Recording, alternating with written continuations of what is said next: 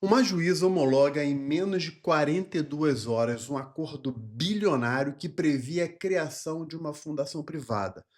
O CNJ reconhece que não havia prova de corrupção nem de benefício pessoal. Mesmo assim, aplica à juíza federal Gabriela Hard a pena de disponibilidade por 2 anos. Uma decisão judicial errada pode virar infração? O nosso tema de hoje é sobre a independência funcional e eu vou ser direto aqui com você. A reforma ou a anulação de uma decisão judicial não autoriza, só por si, só por causa disso, a punição de um juiz. O controle disciplinar exige fato funcional autônomo que pode se manifestar através da quebra de imparcialidade, falta de prudência, contato assimétrico com uma das partes, o abandono consciente de algumas cautelas, de alguns cuidados que o caso exige. O CNJ afirmou que encontrou esses elementos no caso da juíza e como ela homologou esse acordo bilionário. A defesa da juíza defendeu que o conselho transformou uma interpretação jurídica discutível em uma infração disciplinar. E aí, como é que fica essa situação? O limite constitucional aqui está exatamente nessa diferença entre o que é uma decisão judicial e o que é, de fato, uma infração funcional. Então, feita a primeira colocação, a pergunta que é o ponto, nosso ponto de partida é: uma decisão judicial pode virar infração disciplinar? Vamos falar então aqui a diferença entre erro jurisdicional e falta funcional. Esse vai ser o ponto que a gente vai trabalhar aqui. Então, começando com isso aqui. A anulação, pessoal, ela não anula. Desculpa, ela não basta.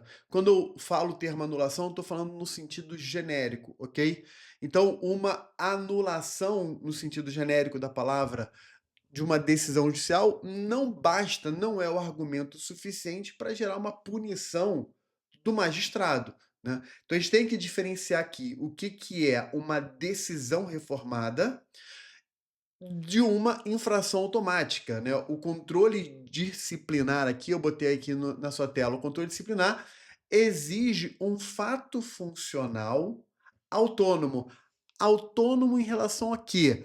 Autônomo em relação à decisão judicial. Então a gente tem que separar o que é um ato jurisdicional e para o ato jurisdicional, no caso aqui uma decisão, nós temos um caminho jurídico próprio, que são os recursos, e, por outro lado, temos que separar do ato jurisdicional os atos funcionais. E é essa diferença que a gente vai trabalhar aqui com vocês, ok? Então, três ideias organizam o nosso debate. Primeiro, a ideia de independência do juiz, o que é independência funcional. Segundo, a ideia da responsabilidade do juiz, até que ponto o juiz é independente, até que ponto o juiz é responsável, responsável no sentido de responder pelos atos que ele pratica, e quais são os limites do CNJ dentro desse contexto, dentro dessa situação. Vamos aos casos. Ou aos casos não, vamos ao caso. O caso aqui é que foi feito no contexto da Lava Jato, e eu já quero de antemão dizer que o nosso debate aqui não é político, ideológico, nem tampouco entrar na Lava Jato propriamente dita, ou nem mesmo a gente vai entrar na decisão judicial que a juíza adotou no contexto da Operação Lava Jato. O que a gente vai discutir aqui é a atuação do CNJ em relação a ela, ok? Isso vai ficar claro no nosso debate aqui. Mas vamos ao caso. O caso foi o seguinte: em 2018, a Petrobras celebrou um acordo de não persecução com o DOJ, o Department of Justice dos Estados Unidos, o Departamento de Justiça dos Estados Unidos. A pena foi convertida, ou convertida não, a pena foi fixada em 853 milhões de dólares, né? 853,2 milhões e 200 mil dólares, né?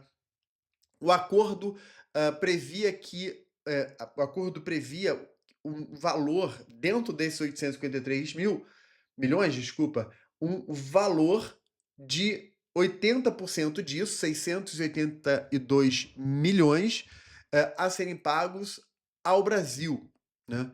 Então, para o Brasil, seria destinado esse montante aqui de 682 milhões de dólares, portanto, a gente está falando aqui de alguns bilhões de reais, né? Isso em 2018. No dia 23 de janeiro de 2019, eu estou falando data porque você vai entender que falar data nesse caso aqui é importante.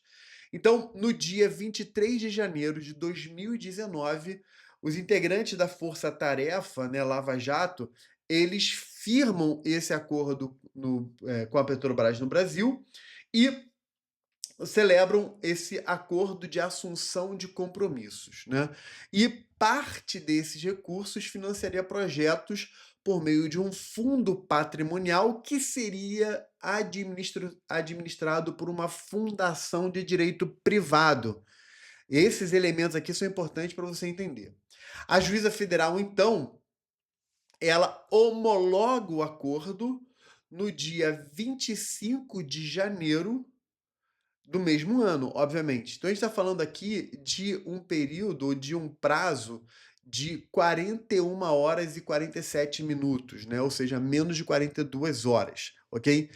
Então, em menos de 42 horas, ela pega esse acordo bilionário que vai ser administrado por meio de um fundo patrimonial através de uma fundação de direito privado, ok? Esse acordo, ou essa homologação de acordo feito pela juíza é questionada no Supremo Tribunal Federal e em setembro de 2019, então, o Supremo Tribunal Federal anula esse acordo dessa maneira e estabelece uma nova solução, que seria a transferência desse valor para uma conta única do Tesouro Nacional, com participação de autoridades e tudo mais. Então, o Supremo faz isso entendendo que as partes não teriam legitimidade para definir a destinação desses recursos, ok? Quando é agora, então, em agosto de 2026, o CNJ julga esse processo administrativo disciplinar e aplica a pena de disponibilidade com vencimentos proporcionais num prazo de 2 anos.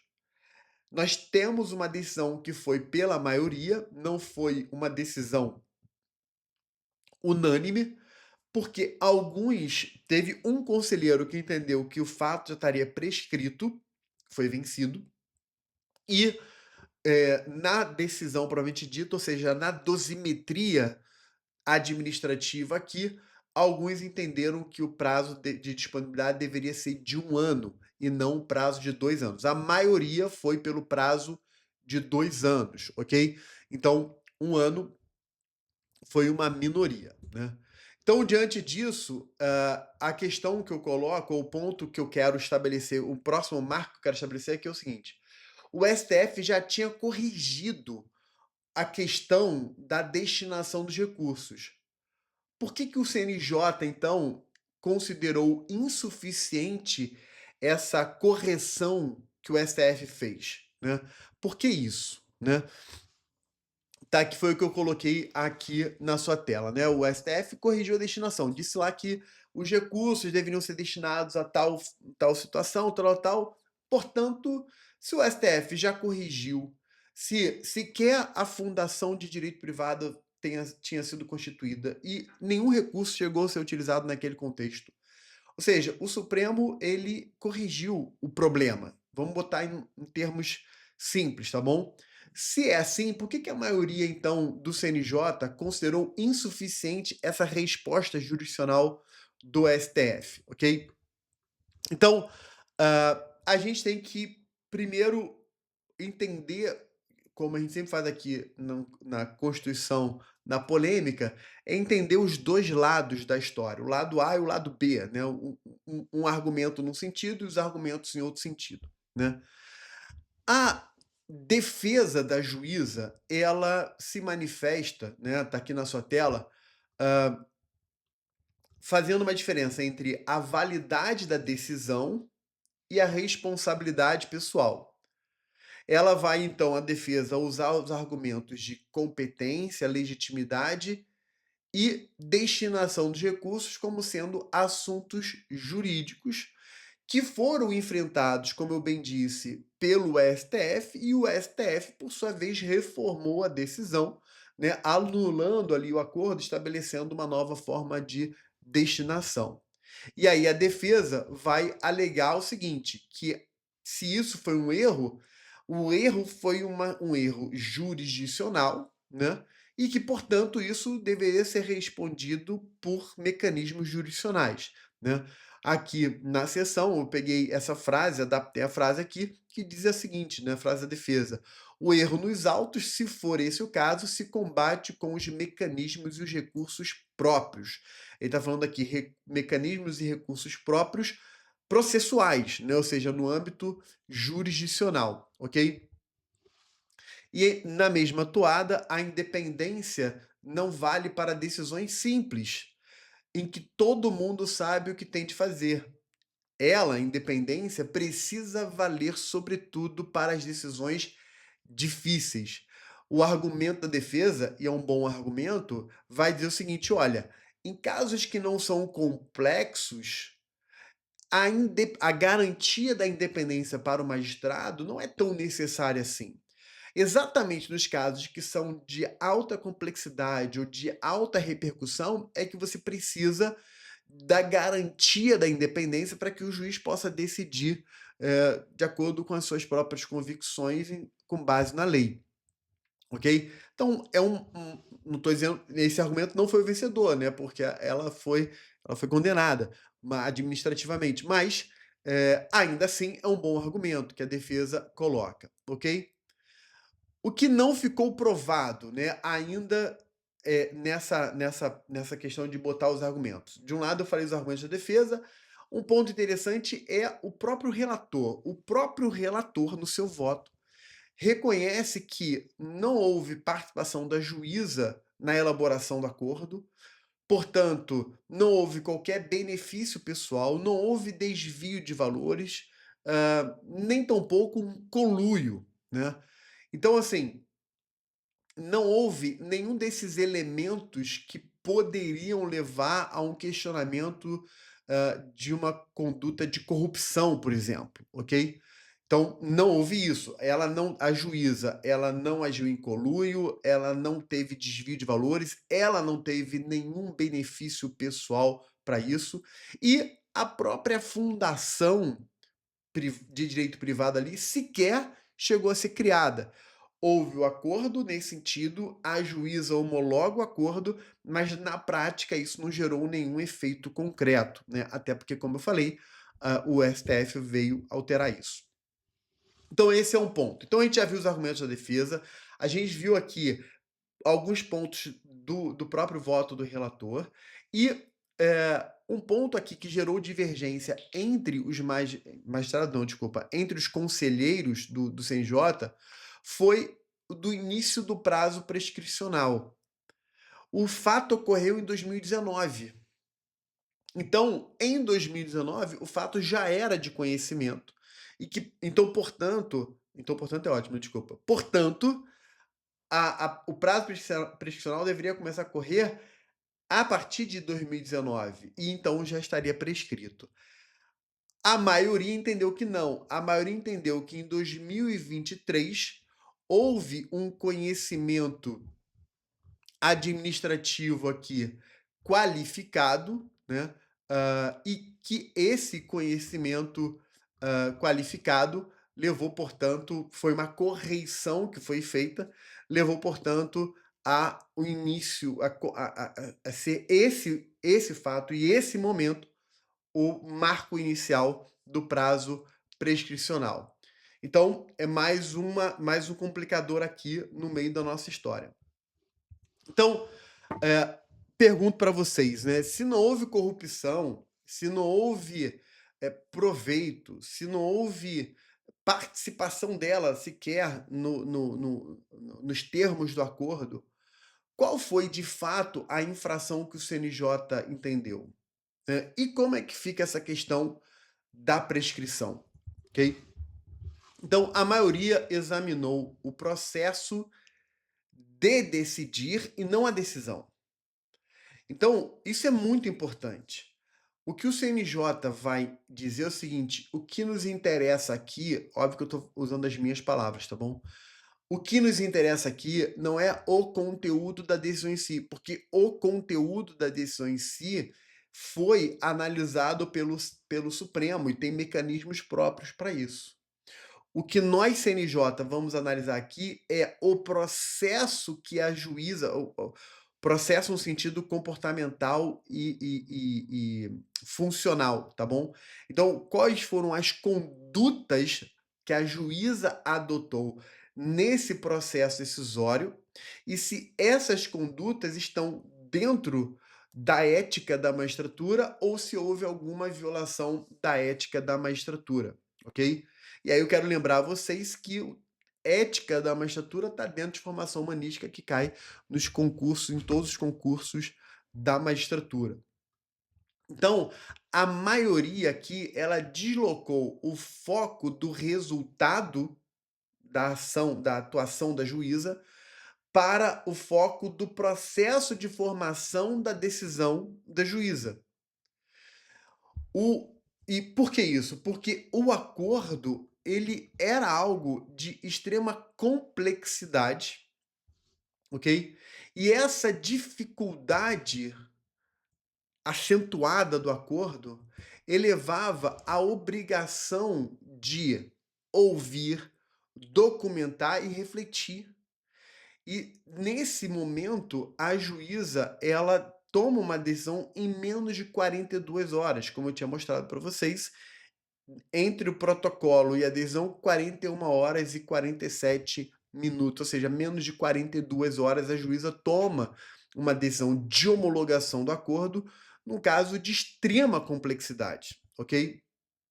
Então, como eu falei, não, a discussão aqui não é o resultado. O foco saiu do resultado e o foco foi para o processo de decidir, ok?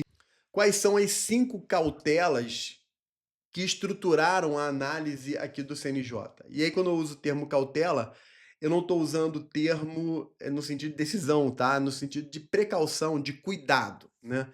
Então, primeiro é o tempo, segundo, com os documentos, terceiro, contato, quarto, as oitivas, né, ouvir e quinto, consequências. Vamos falar sobre cada um desses pontos aqui para vocês entenderem. Opa, deixa eu voltar aqui a tela. Pronto. Vamos voltar aqui. Então, o documento central aqui não veio com o pedido, que era o acordo propriamente dito. Primeiro, as partes, então, elas juntam um link que leva ao documento. Só depois elas apresentam o texto do documento em inglês, sem tradução, né?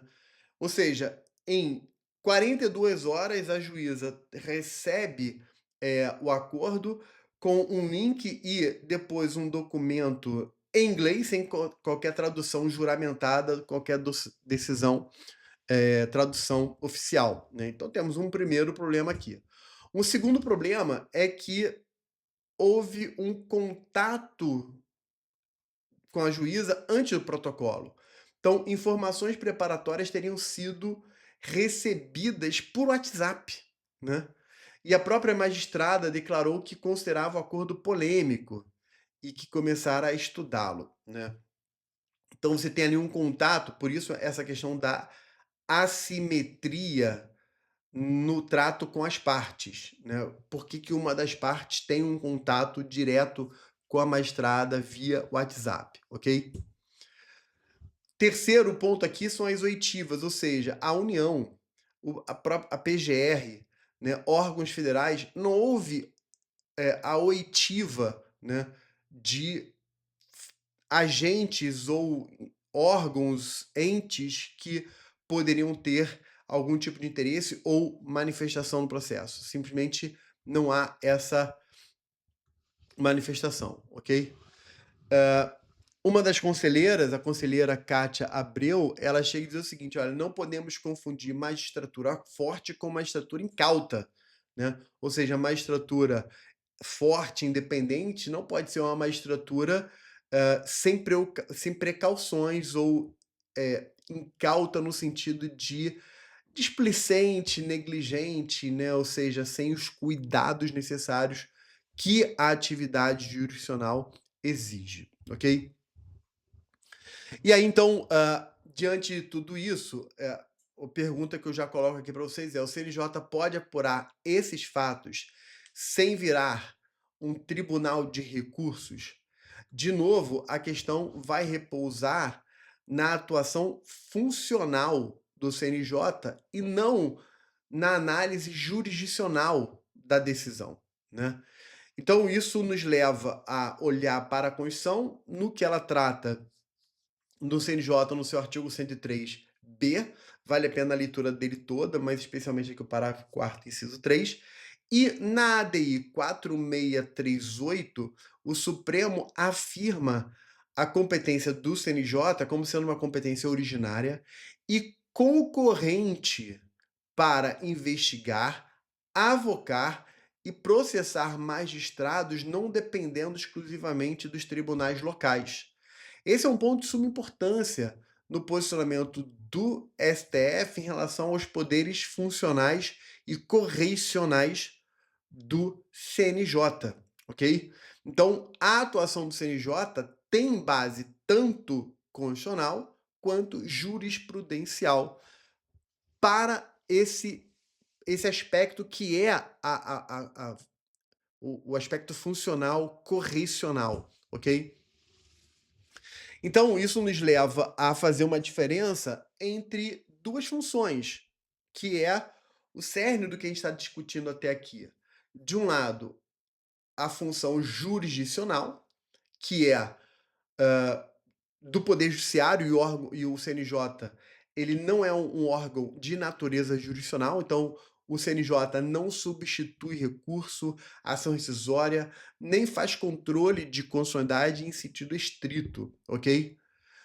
E tem a função de disciplina ou disciplinar, né? O CNJ pode atuar, pode apurar uma conduta funcional revelada durante o ato judicial.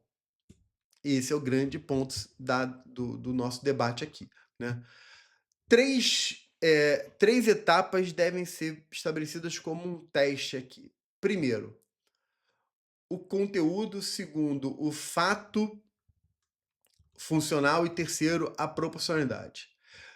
O primeiro teste, que é o teste do conteúdo, a pergunta é: o problema decorre apenas de interpretação da lei e de valoração da prova, ou da prova do caso concreto, ou o conteúdo aqui diz respeito à atuação funcional? Então, essa é a primeira questão. Questão essa que nos leva ao segundo ponto, que é o fato funcional. Uma vez que a investigação do CNJ, ou a atuação do CNJ, foca no fato funcional, dá para isolar a conduta funcional da atuação jurisdicional? Vamos analisar. Foi o caso aqui que o CNJ fez, ok? Então ele falou o seguinte: olha, eu não vou discutir o mérito da decisão, eu quero olhar quais são as condutas que a juíza adotou para chegar a essa decisão. Então, o documento não veio traduzido, teve contato por WhatsApp, foi feito em 42 horas, muito rápido diante da complexidade. O que o CNJ está fazendo aqui? Ele está olhando para o fato funcional, ok? Terceiro, é a proporcionalidade, ou seja, qual é a dosagem ou a medida da decisão diante da gravidade do fato, né? Proporcionalidade, você já sabe, você que nos acompanha aqui no canal sabe que vira e mexe a gente volta a tocar no assunto proporcionalidade. Inclusive tem até um vídeo meu aqui falando sobre a proporcionalidade e o uso muitas vezes abusivo da proporcionalidade ou até mesmo de forma não técnica. Vale a pena você então maratonar aqui o canal e olhar esse vídeo sobre a proporcionalidade, né? O título do vídeo é proporcionalidade está matando a Constituição? Então fica aí a curiosidade para você dar uma olhada, ok? Então, as duas advertências precisam coexistir. A maioria, então, ela faz uma distinção, né? E a distinção entre jurisdição e disciplinar é uma distinção defensável, porque a condenação se apoiou em fatos procedimentais adicionais e não processuais ou jurisdicionais.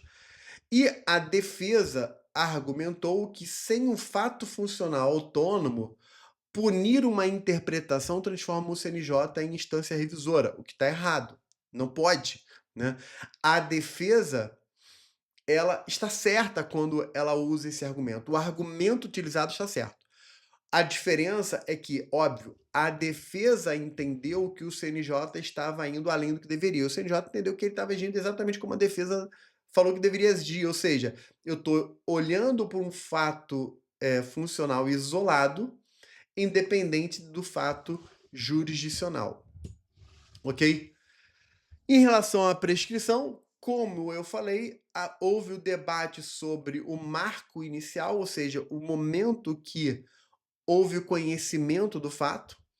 Então, um conselheiro entendeu que o fato já era conhecido desde 2019, mas a maioria foi no sentido de que, com a correição feita em 2023, isso teria levado a um novo nível de consciência sobre a própria gravidade e, portanto, o marco inicial deveria ser aquele momento, ok?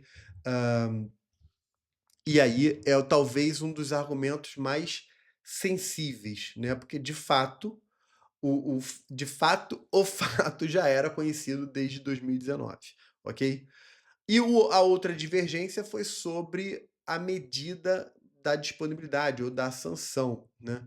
Em que a maioria vai no sentido de que deveria ser 2 anos, e foi o que foi estabelecido de fato, mas uma minoria, se eu não me engano, 4 votos foram no sentido de que deveria ser 1 ano só, porque não houve benefício pessoal, não houve conluio, manipulação, não houve o dano efetivo, porque a fundação sequer foi constituída, o recurso sequer foi utilizado. Então, quando você olha para as consequências práticas disso, ou até para os benefícios pessoais, não houve nada, né? Então, uma pena de 2 anos seria desproporcional. Então, a minoria foi no sentido de que deveria ser apenas 1 ano, né? Enfim. Disponibilidade não é afastamento cautelar, outro ponto aqui para a gente diferenciar, né? A disponibilidade é uma pena disciplinar, né, com vencimentos proporcionais. Você encontra lá na LOMAN, no Código de Ética, na LOMAN, enfim. E a medida cautelar, que é o afastamento durante a apuração, é diferente da própria disponibilidade, ok? E então, caminhando aqui para o final, o núcleo normativo que eu quero sugerir para o seu estudo é, primeiro, a Constituição, do artigo 93 ao 103b, sobretudo o 103b que fala do CNJ e o 93 que fala sobre algumas diretrizes do Estatuto da Magistratura, ok? A ADI 4638, deixa eu beber uma água aqui, enquanto isso você curte o vídeo. A ADI 4638, que trata, como eu citei aqui, da competência do CNJ, a LOMAN, artigo 35.1, Código de Ética, eu botei aqui alguns dispositivos, a resolução 135 do próprio CNJ, eu coloquei aqui alguns dispositivos para o seu estudo, ok? A passagem precisa ser fundamentada, 1, na independência, 2, na conduta e na proporcionalidade, que são aqueles pontos que eu falei com vocês, né? Então, a independência protege a convicção do magistrado. A conduta, ela, para ser punida, precisa de uma prova funcional específica, né, diferente da questão jurisdicional, e a proporcionalidade com a individualização da sanção diante da gravidade da própria situação do próprio fato, ok? Sintetizo dessa maneira, né? A independência protege a convicção do magistrado e a responsabilidade alcança a conduta do magistrado. O CNJ deve justificar a passagem entre as duas esferas, ou seja, quando sai do âmbito da independência e convicção e passa para o âmbito da responsabilidade pela conduta, ok? Essa passagem tem que ser muito bem fundamentada pelo CNJ. Como é comum aqui no nosso Constituição na polêmica, eu quero propor uma questão final para você refletir, escrever no seu comentário, porque eu vou corrigir, como se fosse uma questão discursiva, uma forma de você treinar e receber uma correção. Então a pergunta é: uma decisão judicial errada, sozinha, pode gerar a punição disciplinar? Em até 5 linhas, indique o elemento adicional que autoriza a atuação do CNJ. Ah, professor, mas foi exatamente tudo que você explicou. Exatamente, eu quero que você faça um active recall, faça uma lembrança ativa e escreva com as suas próprias palavras para você treinar e eu corrigir a sua resposta. Beleza? Bem, pessoal, espero que você tenha gostado. Se você gostou do vídeo, comenta, curta, manda para os seus amigos, compartilha, se inscreve no canal, ativa o sininho, porque com isso você ajuda a gente a crescer e alcançar mais pessoas. A minha meta pessoal aqui é dobrar para mais de 100 mil inscritos no nosso canal e alcançar muita gente. É reciprocidade. Nós nos ajudamos reciprocamente. Um beijo para vocês, pessoal. Até a próxima. Tchau, tchau.